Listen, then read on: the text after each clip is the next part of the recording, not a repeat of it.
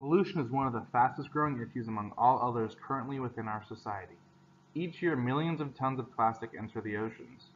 Due to winds, currents, and changes in water temperature, this garbage groups together and forms massive garbage patches across the world's oceans.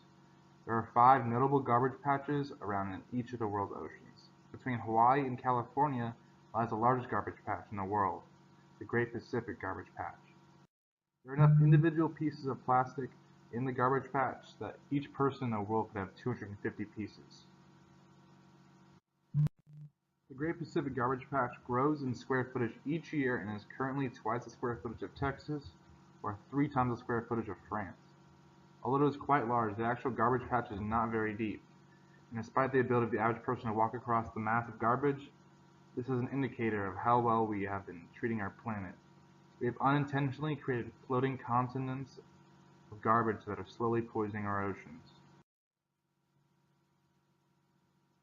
We have begun to research and measure the garbage patch since the mid-1970s and has been growing at an exponential rate and continues to do so. The center of the patch is more dense than the outer layers. If you consider the outer layers of the patch in addition to the actual mass of garbage, they weigh approximately 100,000 tons.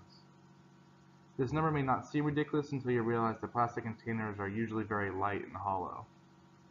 The vertical distribution of mass is determined by the actual plastics making up the patch. For example, large pieces tend to rise to the surface quickly, while smaller ones tend to stay submerged for longer times and are affected by the calmness of the ocean.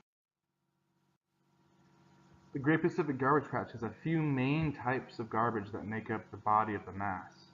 The main types that make up the patch include the rigid polyethylene, polypropylene, and various types of fishing gear, most notably fishing nets and a string. There are 4 size categories for the individual piece of plastic that are labeled as microplastics, between 0.05 centimeters and 0.5 centimeters, mesoplastics between 0.5 centimeters and 5 centimeters, macroplastics between 5 centimeters and 50 centimeters, and megaplastics above 50 centimeters. 92% of the composition of the mass of the patch are at least mesoplastics in size. However, 94% of the individual pieces of plastic are microplastics. The actual plastics are also broken into specific types based off their physical characteristics. Type H plastics are hard and usually consist of a sheet or film. For example, toothpaste container, any flat piece of hard plastic, or a hard film-like plastics. Type N plastics include lined ropes and fishing nets. Type P plastics are pre-production plastics like cylinders, spheres, or discs. Type F plastics are foam materials. 46% of the total mass of the patch is made up of Type N plastics.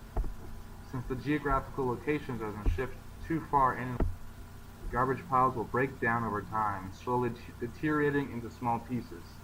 This is due to sun damage, waves, and other natural methods of erosion that lead to the bulk of the problem with the mass of plastic. There are many direct and indirect ways the Great Pacific Garbage Patch affects human population. The Great Garbage Patch poses a risk to the environment but also large economic impact as well. The microplastics can easily be confused by animals and food because they are a similar size, shape, and color to what the majority of marine animals already eat. Marine life is also threatened by the possibility of entanglement in fish nets and other similar Type N plastics.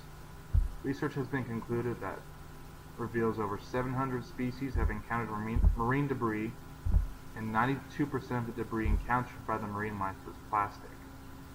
About 17% of the species who have encountered this debris are on the endangered animals list. At the surface of the water around the patch there are 180 times more plastic than food. As a result, it is very likely that many organisms, both microscopic and otherwise, consume this plastic.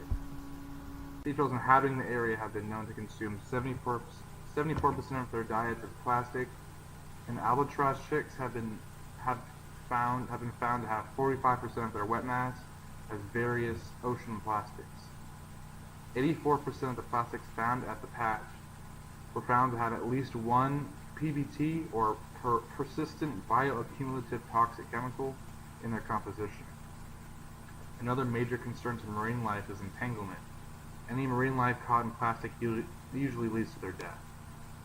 These side effects don't directly affect human population, however, it directly affects our food chain and affects the economy of our country. As bioaccumulation occurs, these toxic pieces of plastic enter the bodies of our prey, thus reducing the quality and healthiness of our food. As humans are the top of the food chain, we are directly eating potentially toxic chemicals in our food. The approximate economic damage caused by the pollution is close to $13 billion each year. We can see specifically that the cost of cleaning up beaches and the effect on the fisheries as marine life dies off. We can see the effects of our decisions are finally beginning to catch up with us as we approach a somber future of dealing with this pollution. The Great Pacific Garbage Patch should be an ever-growing concern of the human population, although it is not. We can see through the countless hours of research done to these garbage patches that they are leading to massive amounts of negative consequences, as well as astonishing number that went along with all the research. This issue is something we cannot feasibly change in our lifetime. However, as awareness to the damage we are doing to the environment increases, we will slowly reduce our pollution over time. The effects will be most severely experienced by generations down the road as the patch continues to grow and affect the world over time.